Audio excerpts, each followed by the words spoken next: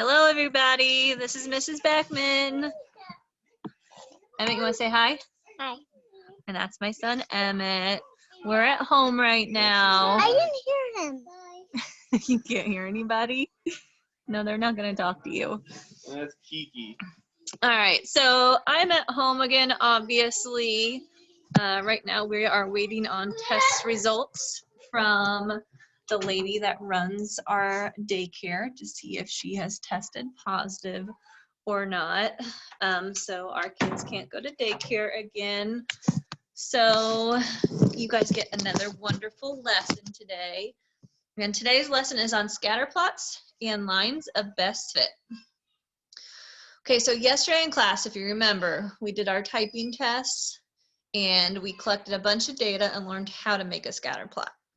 And then we talked about how there were certain kinds of scatter plots that had relationships of positive correlations and negative correlations. And we're going to really focus on the ones that have positive and negative correlations and the ones that fit a linear model.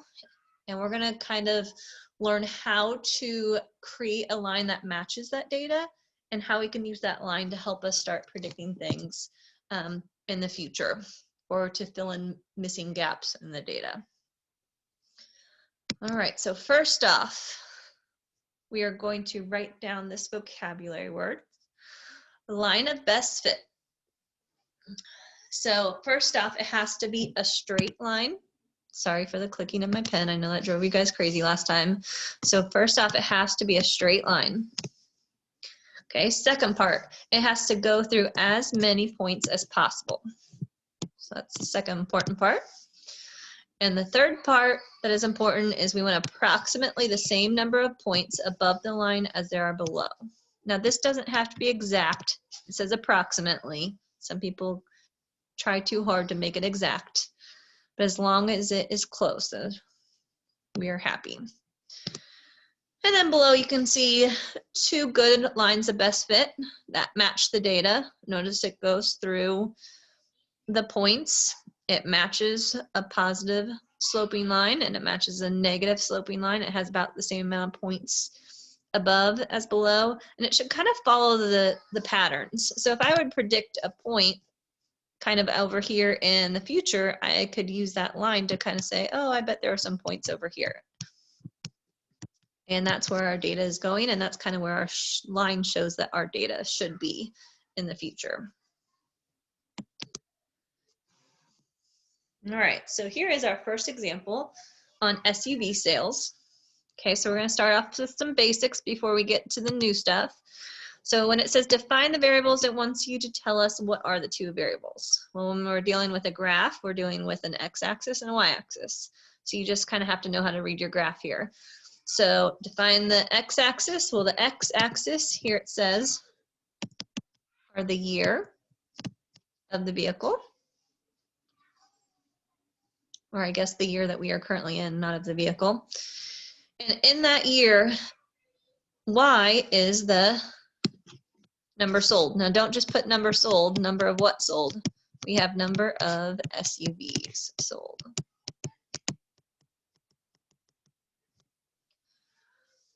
Okay, so this is, again, what we talked about yesterday. What kind of association is this on this scatter plot? Well, the dots seem to be following a downward pattern. So we have a negative correlation. In other words, as the years are going up, the number of vehicles are going down. Remember, they're doing opposites. And it is pretty close to an exact line. So we say that this is a linear association.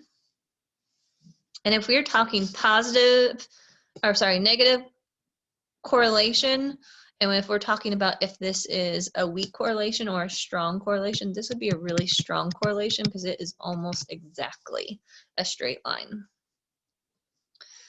All right, so now just talking about how they are related. So I always start it off the same way. So I always say as, and I look at my x-axis.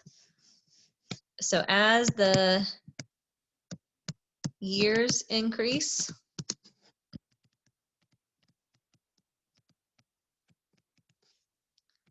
and then I look at my y-axis, so the number of SUVs decrease. So what you want there is just a sentence that relates the two. And so I always start with, again, as the, and then say your x-axis increases. We talk about what is going to change with your y-axis. In this case, our y-axis is going down. So draw in a line of best fit. This a lot of times is the hardest part for students to do. So go ahead right now and get out a straight edge.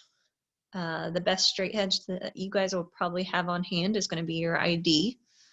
So go ahead and get your ID out. If you need to pause the video for everyone to get out their IDs, you can now. I'm going to cheat and I'm going to use the straight line already on my computer. And you want to try to get a line that goes through as many points as possible, follows the trend in this data. So if it's a negative slope or negative correlation, we want to make sure we have a line that's negative. And we want to try to split the dots so that we have about the same amount above as below. And I also, if I can, like to try to start off at a nice y-intercept. And this one is going to be kind of hard, but I'm going to start kind of right in the middle of that box.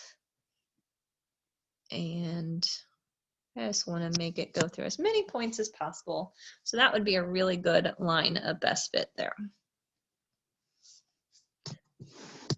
All right, we're going to go on to example 2 here. All right, so in example 2, we're talking about the cost of a cell phone. And you guys will probably not remember this time, but at one time you had to pay based upon the number of minutes that you were on the phone, not on your data, but on the number of minutes, whether it was, well, it was always just phone calls. We didn't have any texts at that time. Okay, so here is a scatter plot with that information. And then notice it says that they already drew in the line of best fit for you. So if they do that, you have to kind of block out all of the other data points. So block out all of those blue points and imagine that wasn't even there. We are only going by the line of best fit here. That's the important part. So ignore everything else. Okay, so we're going to write an equation for this line of best fit. And the only way we know how to right now is in slope-intercept form. So y equals mx plus b. We know the two important parts are the slope and the y-intercept. So I'm going to start with the y-intercept here. So where your graph starts on your y-axis, which is right in between 10 and 20. So it starts at 15. And I'm going to get another point on this line, which is at 220. And be very careful here when you are finding the slope. You have to pay attention to the scale. So our slope is always rise over run. So I was at 15, and I ran to number 20. So that was a raise of 5. So $5 there. We went up $5. And then when I ran 2 boxes, but please do not put 2 on the bottom. Again, pay attention to your scale. When I went over those 2 boxes, that was 200 minutes. Okay, so then as always with a fraction, we always try to simplify it. So divide them both by 5 and we get 1 over 40. And that is our equation for a line of best fit. But again, so what? What does this tell us in real life? Okay, so that's what questions B and C are here. So what is the slope? Well, we just found that. The slope was 1 over 40. And what does this mean in real life? Again, that's your rise and your run. So our rise, or our y-axis, was the amount of the bill. So the bill increases because it's positive.